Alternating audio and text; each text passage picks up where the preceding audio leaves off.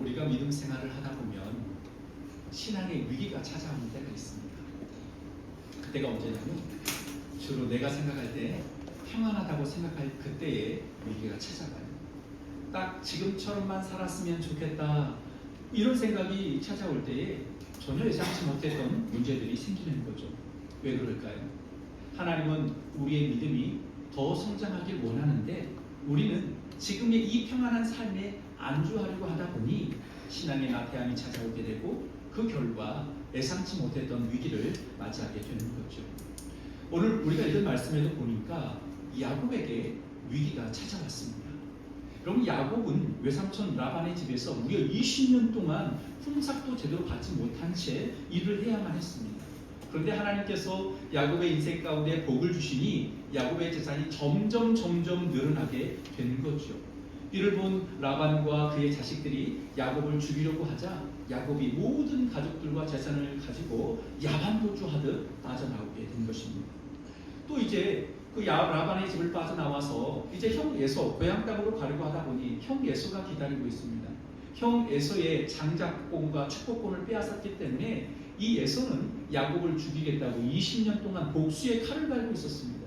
어떻게 이 형 에서를 만날 것인가 문제 중에 문제였죠. 그런데 야곱이 야복강 나루터에서 하나님 앞에 간절히 기도했어요. 그러자 어떤 일이 벌어집니까? 형 에서의 마음을 하나님께서 녹여주셔서 정말 아름다운 형제 상봉을 이뤄낼 수 있었던 거죠. 이렇게 야곱은 긴장되고 힘든 삶의 모든 문제가 다 해결이 되었어요. 그래서 야곱은 생각할 때 드디어 내 인생의 어려운 문제가 해결되었으니 내가 이제 이곳에서 살아야 되겠다라고 생각하며 세겜 땅을 돈을 주고 사지요.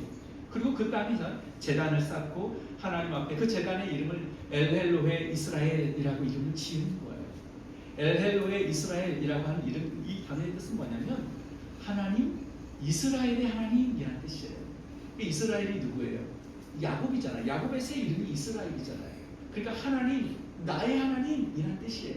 지금이 너무 완벽해요. 지금 너무 평안해요. 지금이 너무 좋아요. 그래서 제단을 쌓고 하나님, 나의 하나님, 나를 이곳까지 인도하셨습니다 라고 평안함을 고백하고 있는 그런 내용이에요. 그런데 그렇게 평안한 그때에 야곱의 딸 디나가 이 세겜의 여인들을 만나기 위해서 세겜의 문화를 구경하러 갔다가 그만 세겜의 추장에게 수치스러운 일을 당하게 됩니다. 여러분, 야곱이 이 사건을 겪으면서 마음이 얼마나 괴로웠을까요? 자신의 딸이 세겜의 추장에게 그런 부끄러운 일을 당했으니 얼마나 마음에 분노가 또 치밀어 올랐겠습니까? 딸을 생각하니 너무 가슴이 아프죠. 왜 내가 딸에게 주의를 주지 못했을까? 왜 나에게 지금 이 상황에서 이와 같은 문제가 생겼을까? 혹시 내가 뭘 잘못한 게 있는 것은 아닐까? 아마 이렇게 자신을 돌아봤을 것 같아요. 그런데 야곱의 아들들도 문제입니다. 자신의 여동생 디나가 부끄러운 일을 당했다는 이 사실 앞에 분노합니다. 그래서 이 야곱의 아들들이요, 할례라고 하는 이 거룩한 예식을 가지고요, 그걸 이런 방법을 통해서 이 세겜의 남자들을 다 죽여버렸어요. 절대 이것은 하나님께서 원하시는 방식이 아니죠. 그런데 자신의 여동생의 인생을 망친 이 세겜이 너무 미웠던 거예요. 그래서 그 혈기를 억누르지 못하고 그런 방식으로 복수한 거죠. 그래서 더 큰 문제가 발생했습니다. 어떤 문제가 발생했냐면 세겜 성이 기습당했다라는 이 소식이 세겜의 아버지 하몰에게 전해질 텐데, 그러면 하몰이 세겜의 연합국들과 함께 이 야곱의 가족을 공격할 텐데, 이 야곱이 도망간다 한들 금방 붙잡힐 것이고 싸운다 한들 이게 승산이 없는 거죠. 그러니까 야곱의 가족들이 정말 평안합니다 라고 고백할 그때에 죽을 위기에 봉착하게 되었다라는 거예요. 여러분, 우리가 평안하다라고 느낄 때가 주로 언제예요? 우리는 모든 일이 내 뜻대로 다 이루어질 때 우리는 참 평안함을 느끼는 거죠. 내 뜻대로 되지 않으면 어떻게 해요? 불편하잖아요. 그러니까 하나님 앞에 기도하면서 뗐습니다. 이 위기에서 벗어나게 해달라고. 그런데요, 내가 기도했던 대로 모든 일이 척척 이루어집니다. 내가 계획했던 대로 내 인생이 흘러갑니다. 그러면 너무 행복해요. 아, 내가 잘 살고 있구나. 모든 일이 내 뜻대로 이루어지면 내가 정말 잘 살고 있구나 라고 착각을 하게 됩니다. 그러면서 자연스럽게 하나님을 의지하며 살아야 할 인생이 하나님을 향한 시선을 빼앗기고 영적 나태함에 빠지게 되고, 그러다 보면 나의 정체성을 잃어버리게 되고, 그렇게 되면 또 죄를 짓고 실수하게 되고 결국 넘어지게 되는 거죠. 그래서 모든 것이 평안하다라고 생각하는 그때는요, 사실 어떤 상태냐면 나의 영적 상태를 돌아봐야 하는 상태예요. 나의 이 평안함이 주변 환경으로 인한 평안함인지 아니면 하나님께서 주시는 평안함인지를 스스로가 점검해야 돼요. 오히려 평안할 때 주님에 더 엎드려야 실수하지 않는 거지요. 여러분, 평안할 때에 주님 찾는 지혜가 여러분에게 있기를 소망합니다. 자, 그렇다면 야곱에게 왜 이와 같은 위기가 찾아왔을까요? 야곱이 살고 있는 이 세겜은 야곱의 할아버지 아브라함이 하나님의 음성을 듣고 약속의 땅인 이 가나안 땅에 들어와서 첫 번째로 지었던 제단을 쌓았던 곳, 그곳이 바로 세겜입니다. 그러니까 야곱도 지금 이 세겜에 제단을 쌓고 예배를 드리고 있는 거예요. 뭐가 문제겠어요? 할아버지가 이곳에서 예배를 드렸거든요. 그래서 야곱도 똑같이 할아버지를 본따서 그렇게 지금 세겜 땅에 제단을 쌓고 예배 드리고 있는 거예요. 사실 야곱은요, 모든 문제가 해결됐을 때 머물렀던 곳은 어디였냐면 숫곳이라고 하는 곳에 머물렀어요. 근데 이 숫곳은 가나안 땅이 아닙니다.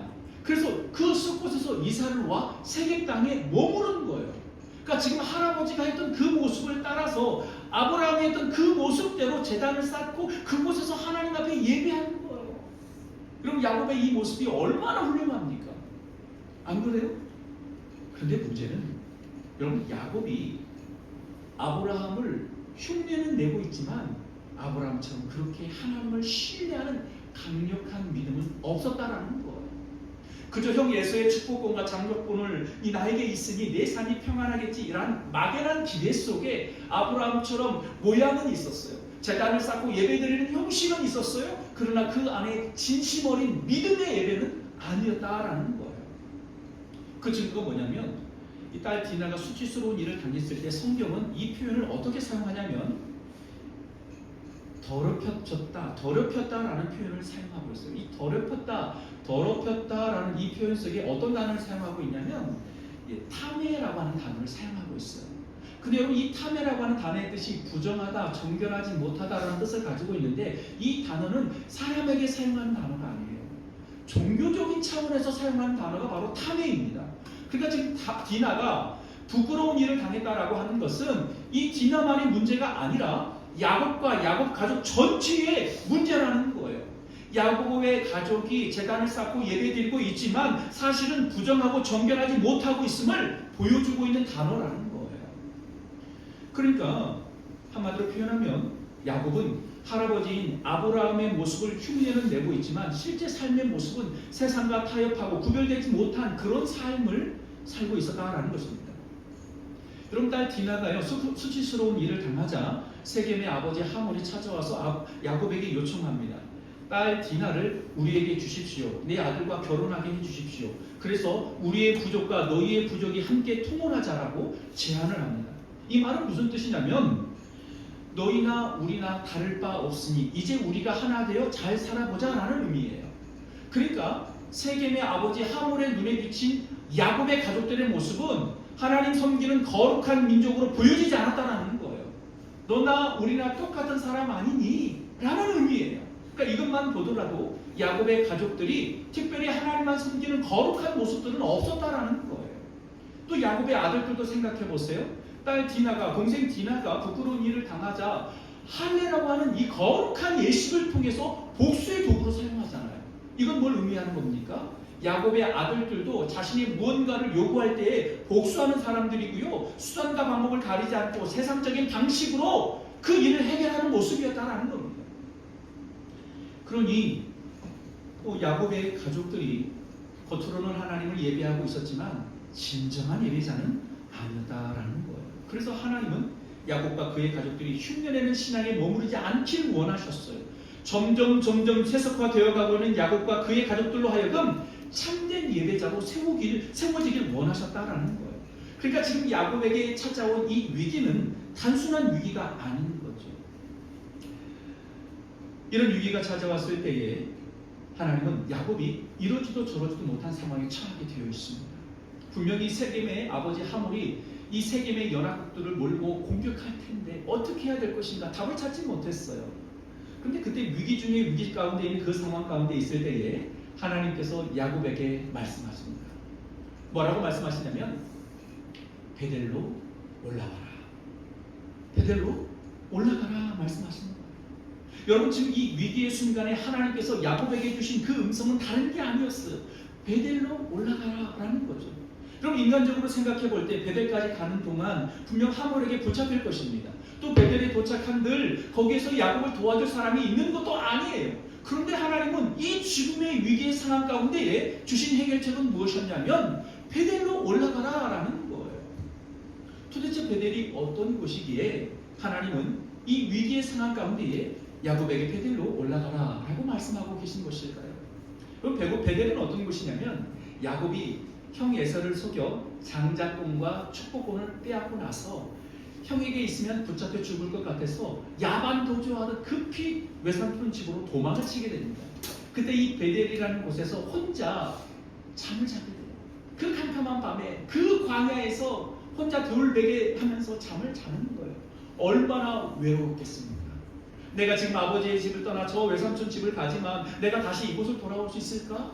얼마나 그 인생이 막막하고 두려웠겠습니까? 그런데요, 그렇게 초조하고 두려워하는 그 인생 가운데 그 밤에 하나님께서 야곱을 만나주셨어요. 그러면서 하나님께서 야곱에게 약속하셨습니다. 내가 너와 함께 할 거야. 내가 너를 지켜줄 거야. 내가 너로 하여금 다시금 이 땅에 돌아오게 할 거야 라고 약속을 주십니다. 그런데 야곱이요 깜짝 놀랐어요. 내가 혼자인 줄 알았는데 하나님이 나와 함께 하시는구나. 그 사실을 알고 눈물을 흘려 하나님 앞에 서원합니다. 하나님, 내가 다시 이곳에 돌아오면 이곳은 하나님의 전이 될 것입니다. 내가 이곳에 돌아오면 하나님은 나의 하나님이 될 것입니다. 내가 이곳에 돌아오면 소득의 10분의 1을 주님께 바치겠습니다 라고 약속했어요. 그러니까 베델이 어떤 곳이냐면 야곱에게 있어서 하나님은 처음 만났던 은혜의 자리였어요. 또 그 은혜 앞에 하나님 앞에 소원했던 약속의 자리이기도 했다라는 거예요. 그러니까 하나님은 지금 그 베델로 올라오라라고 말씀하시는 거예요. 그럼 이것은 무엇을 의미하는 걸까요? 첫 번째입니다. 야곱에게 예배를 회복하라라고 말씀하고 있는 거예요. 하나님을 처음 만났던 그 은혜의 자리, 감격의 자리, 하나님 앞에 소원했던 그 약속의 자리를 지키라는 거예요. 세겜에서 아브라함 흉내내는 그런 형식적인 예배 드리지 말고 처음 하나님을 만났을 때의 그 간절한 마음, 진실한 마음을 회복하라는 거예요. 그리고 다시 돌아오면 베델이 하나님의 집이 될 것이고 소득의 10분의 1 드리겠다고 했던 것처럼 그 약속 지키라는 거예요. 여러분 우리가 믿음 생활을 처음 시작할 때, 처음 주님을 인격적으로 만났을 때 여러분 얼마나 좋아요. 주님 만난 적이 없으신가요? 건강을 네. 처음 주님을 만났을 때 마치 세상이 열리는 것 같고 정말 하나님이 나를 너무 사랑하시는 것을 깨달았을 때 그 감격이 얼마나 큰가 설명할 수 없어요. 하나님은 그때의 그 진실한 마음, 진실된 마음으로 예배하길 원하신다라는 거예요. 야곱이 베델로 올라오라는 하나님의 음성을 듣고 베델로 올라가기 전에 가족들을 다 불러 모읍니다. 근데 불러 모아놓고 보니까 그제서야 비로소 자신들의 모습이 얼마나 가증스럽고 세속적으로 살았는지를 그제서야 비로소 깨닫게 되는 거예요. 하나님을 분명히 잘 믿고 있다고 생각했는데 베델로 올라가려고 봤더니 아니었던 거예요. 수많은 자녀들이 또 종들이 귀걸이며 목걸이며 뭔가 장신구를 착용하고 있는데 그 장신구가 바로 우상에게 바쳐지는 그 물건들이었다라는 거예요. 본인들은 우상 숭배를 하고 있음에도 불구하고 그게 우상인지 몰랐다라는 거죠. 그러면서 2절에 야곱은 베델로 올라가기 전에 자신 모든 가족들에게 말합니다. 의복을 바꾸어 입어라. 세속적으로 살아왔던 그 의복을 벗어버리고 정결함의 의복으로 갈아입고 올라가자. 마음을 바꿔먹자라는 뜻이죠. 여러분 야곱의 모든 가족들, 많은 사람들이 그 문화 속에 살다 보니 멋있어 보이고 싶어서 장신구들을 착용했는데 그게 바로 우상의 물건들이었다는 겁니다. 더욱이 야곱의 아내 라헬이라고 있어요. 요셉이 어머니죠. 야곱이 특별히 사랑했던 이 라헬은 아버지의 집을 떠나올 때에 아버지의 집을 지켜주는 수호신 드라빔을 훔쳐가지고 나온 사람입니다. 왜 라헬이 드라빔을 훔쳐서 나왔을까요? 이제 아버지의 집을 떠나 새로운 곳을 향해 나아가는데 아버지 집을 지켜주었던 그 신이 이제 우리의 집을 지켜달라는 의미로 그 우상의 물건들을 가지고 온 거예요. 여러분 얼마나 우상 숭배 속에 살아가고 있는 사람이라를 우리가 확인할 수 있어요. 그런데 여러분 이 라헬이요, 이 야곱과 함께 산 지가 20년이 되었어요. 그런데도 여전히 드라빔을 버리지 못하고 가지고 있었던 또 다른 이유가 있습니다. 그게 무엇인 줄 아세요? 이 드라빔은 가정신을 지켜주는 수호신인 우상이기도 하지만 또 다른 의미가 있습니다. 바로 그 드라빔은 재산의 상속권을 의미하는 거예요. 그러니까 자신의 아버지 라반이 죽으면 그 라반의 모든 재산을 소유하는 사람은 누구냐? 이 드라빔을 가지고 있는 사람이 그 재산을 소유할 수 있는 거예요. 그러니까 라헬이 아버지의 집을 나올 때 드라빔을 훔쳐서 나왔던 이유가 무엇이었겠습니까? 우리가 인생을 살다가 찢어지게 가난하고 경제적으로 어려움이 찾아오면 그때 내가 아버지의 재산을 취해야 되겠다라는 생각을 가지고 있었다라는 거예요. 하나님을 섬기면서도 자신이 생각하는 맨 마지막 최후의 보루로 하나님을 생각하고 있는 것이 아니라 바로 드라빔을 의지하고 있었다라는 거예요. 여러분 이 라헬의 모습을 보면서 이런 생각이 듭니다. 우리 안에도 이런 마음들이 있다라는 거예요. 하나님 사랑한다고, 하나님만 의지하겠다고 그렇게 고백하며 살아가면서도 우리는 하나님 아닌 세상의 그 어떤 것을 더 의지하며 살아갈 때가 너무 많아요. 분명 하나님을 사랑하겠다라고 고백하고 주일이면 어김없이 주님 앞에 나와 예배하지만 우리 마음속에는 수많은 세속의 욕망들이 가득 찬 채 살아갈 때가 너무 많다라는 거예요. 하나님이 내 인생의 전부라고 여러분 믿으시나요? 네. 여러분 그렇게 고백하고 싶으신가요? 네. 그럼에도 불구하고 내 마음 깊은 곳을 여러분 들여다보세요. 내가 정말로 하나님을 전부로 생각하고 있는가? 아니면 또 다른 무언가를 의지하며 살고 있는 것인가? 여러분 만일 내가 하나님 아닌 또 다른 무언가를 여러분이 의지하고 있다면 그게 바로 여러분의 드라빔이라는 거예요. 그게 바로 여러분의 우상이라는 거죠. 여러분 하나님 아닌 그 모든 것은 우상임을 여러분 기억하시기 바랍니다. 어떤 핑계도 될 수가 없어요. 베델로 올라가 하나님과의 그 첫사랑을 회복하고 구원의 감격을 누리기 위해서는 우리 안에 있는 이 모든 우상적인 요소들을 여러분 버려야 돼요. 제가 사실 이곳 강단에서 무릎 꿇고 기도합니다. 항상 기도해요. 여러분을 위해서 기도합니다. 그때 하나님께 막 기도하는 가운데 이런 고백 드렸어요. 하나님 모든 걸 주께 다 드리겠습니다. 다 괜찮아요. 건강도 괜찮아요. 저희 물질도 괜찮아요. 모든 걸 주님 다 받아주세요. 라고 기도하다가 딱 한 단어에서 멈췄어요. 그 단어가 뭐였냐면 자녀였어요. 하나님 그 자녀를 못 버리겠어요. 제가 사랑하는 자녀를 어떻게 주님께 안 돼요 주님. 자녀들은 복 주셔야 돼요. 그리고 더 이상 기도할 수가 없었어요. 내가 하나님 앞에 모든 것을 다 드리겠다고 했는데 자녀를 못 드리겠더라고요. 왜냐하면 제가 너무 사랑하기 때문에.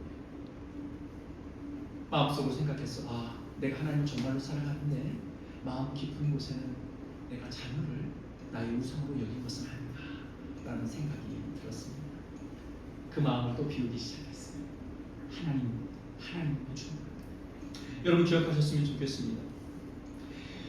우리를 지금까지 지켜주시고 인도하신 분은 여호와 하나님이심을 여러분 믿으시길 바랍니다. 그 어떤 것도 나의 재산도 나의 자녀도 나의 친구도 아니에요. 하나님만이 우리의 삶을 지켜주시고 선하게 인도하신 분이심을 여러분 믿으시고요. 주님만 의지하는 순결한 믿음의 신앙으로 살아가시길 바랍니다. 그리고 하나님은요, 우리가 주님 앞에 약속했던 것들을 기억하시는 분들이에요. 제가 이렇게 주의 종이 되고 목사가 된 그 이유가 뭐냐면 하나님께 정말 많은 복을 받았거든요. 근데 정말 많은 그 복을 받을 수 있었던 비결은 뭐냐면 하나님께 했던 약속을 다 지키려고 노력했어요. 정말 아주 진실하게. 하나님의 눈에 보이지 않지만 하나님은 실제로 존재하신 분이라는 걸 내가 믿었기 때문에 제가 하나님 앞에 은혜 받을 때마다 약속했던 것들이 있어요. 그러면 그 약속을 반드시 지켰습니다. 그러다 보니 하나님께서 제 삶에 엄청난 복을 부어주시더라고요. 그러다 결국 이렇게 목회자가 된 겁니다. 여러분 혹시라도 하나님과 약속한 것이 있다면 여러분 그 약속을 소중히 여기시고요. 그 약속을 지키는 여러분들 되시길 바랍니다. 네. 이렇게 할 때 여러분 하나님께서 주시는 하나님과 처음 만났던 그 첫사랑의 감격들이 회복될 것이고요. 하나님께서 보여주신 은혜로 충만하게 될 것이고요. 내 삶이 정말 은혜 가운데 살게 되는 것들을 여러분 경험하게 될 거예요. 베들로 올라오라는 첫 번째 의미는 바로 이것입니다. 뭐라고요? 예배를 회복하라. 첫사랑을 회복하라 라는 의미입니다. 두 번째 의미는 이것입니다. 위기 가운데 있는 야곱에게 베델로 올라오라라고 말씀하신 그 이유는 하나님의 임재와 보호를 경험하도록 하기 위하여 말씀하신 겁니다. 여러분, 야곱이 베델로 올라오라는 하나님의 음성을 듣고 가족들과 함께 즉시 순종하여 베델로 올라가 예배의 제단을 쌓았습니다. 여러분, 그러자 어떤 일이 일어났습니까? 세겜의 아버지인 하몰이요, 군대를 이끌고 추격해 오다가 두려워 떨어 추격하는 일을 멈추었다라고 성경은 이야기하고 있습니다. 주변 사면 고을들로 하여금 야곱을 두려워하는 마음을 갖게 했다라는 거예요. 그래서 추격하는 일을 멈췄다라는 거죠. 여러분, 야곱이 베델에 올라와 예배의 제단을 수축하고 하나님 앞에 예배드린 것이 전부 다였는데, 여러분, 추격해오던 하몰의 군대가 추격을 멈췄다라는 거예요. 여러분, 이 상황이 이해가 되십니까? 아니, 단순하게 하나님 앞에 예배만 했을 뿐인데 야곱의 문제가 해결된 거예요. 여러분, 이게 이해가 되십니까? 근데 여러분, 성경을 보면요, 이와 같은 상황들이 굉장히 많이 기록되어 있어요. 야곱이 형 에서를 만나기 전에 마음이 어떠했어요? 죽을 것만 같았어요. 형이 나 죽일 거라고 생각했어요. 그리고 나서 야곱과 나루토에 가서 하나님께 간절히 기도했잖아요. 기도했어요. 뭘 했다는 뜻일까요? 하나님 바라보며 예배했다라는 거예요. 그래서 어떤 일이 벌어졌습니까? 형 예수의 마음이 완전히 녹아져 버렸어요. 아름답게 문제가 해결된 것입니다. 또 여호사밧이라고 하는 이스라엘 왕이 있어요. 여호사밧이 왕으로 있을 때에 모압과 암몬과 마온 이 세 나라가 연합하여 이스라엘을 공격합니다. 여러분, 3대 1이잖아요. 절대 이길 수가 없어요. 그래서 여호사밧 왕이 백성들에게 무엇을 선포했냐면 금식을 선포합니다. 본인도 왕복을 벗고 평상시 입는 옷으로 갈아입고 주님 앞에 엎드려 금식하며 기도했어요. 그래서 하나님의 음성이 다가옵니다. 전쟁터에 나가라는 거예요. 근데 조건이 있다는 겁니다. 맨 앞에 무장한 군사를 세우는 것이 아니라 찬양대를 세우라는 거예요. 찬양하며 나가라는 거예요. 여호사밧이 말씀에 순종하며 찬양하며 나아갔어요. 여러분, 찬양하며 나갔다는 뜻 무슨 뜻일까요? 하나님을 예배하며 나아갔다는 겁니다. 하나님을 예배하며 나아가서 어떤 일이 벌어졌습니까? 하나님이 숨겨주신 복병이 나타나 세 민족이 자기들이 적인 줄 알고 서로 자기들끼리 싸우다가 자멸해버렸어요. 전쟁터에 도착해놓고 보니 수많은 시체들밖에 없었다는 겁니다. 싸우지도 않고 승리했어요. 예배했더니 삶의 문제가 해결되었다는 겁니다. 여러분, 하나님의 일하시는 방법이 참 놀랍습니다. 그런데 중요한 건 뭐냐면, 위기의 순간, 절망의 순간에 우리가 주님을 바라보고 예배를 회복할 때 하나님은 우리 삶의 모든 문제를 해결해 주신다는 거예요. 여러분, 믿으시나요? 아멘. 지금 이것을 말씀해 주시는 거예요. 야곱에게 이걸 알려주고 싶으셨던 거예요. 여러분, 다윗은요, 이 사실을 너무나도 잘 알고 있었습니다. 그래서 원수가 공격해온 그 상황 속에서 도망가면서 고백하고 있는 내용이 뭐냐면, 도망가면서 고백한 시편이요, 시편 27편이에요. 도망가면서 그가 뭐라고 고백한 줄 아세요? 하나님, 저를 살려주세요. 주님, 저를 지켜주세요. 이런 고백하지 않았습니다. 다윗이요, 적들이 자신을 죽이려고 쫓아오는 그 상황 속에 도망가면서 고백한 내용은 뭐냐면 시편 27편 4절 말씀입니다. 이렇게 기록하고 있어요. 내가 여호와께 바라는 한 가지 일, 그것을 구하리니 곧 내가 내 평생에 여호와의 집에 살면서 여호와의 아름다움을 바라보며 그의 성전에서 사모하는 그것이라. 아멘. 뭐예요? 원수의 칼날을 피해 도망가면서 간구하는 내용은 내가 바로 하나님의 집에 거하여 예배하고 싶다는 고백이었어요. 여러분, 죽을 위기에 놓여 있어요. 그런데 다윗이 뭘 고백하고 있다고요? 하나님, 제가 하나님의 집에서 예배하고 싶어요 라고 고백했다는 겁니다. 왜 다윗이 이렇게 예배를 붙잡았을까요? 5절 말씀입니다. 우리 5절은 다 같이 읽겠습니다. 시작. 여호와께서 환난 날에 나를 그의 초막 속에 비밀히 지키시고 그의 장막 은밀한 곳에 나를 숨기시며 높은 바위 위에 두시리로다. 아멘.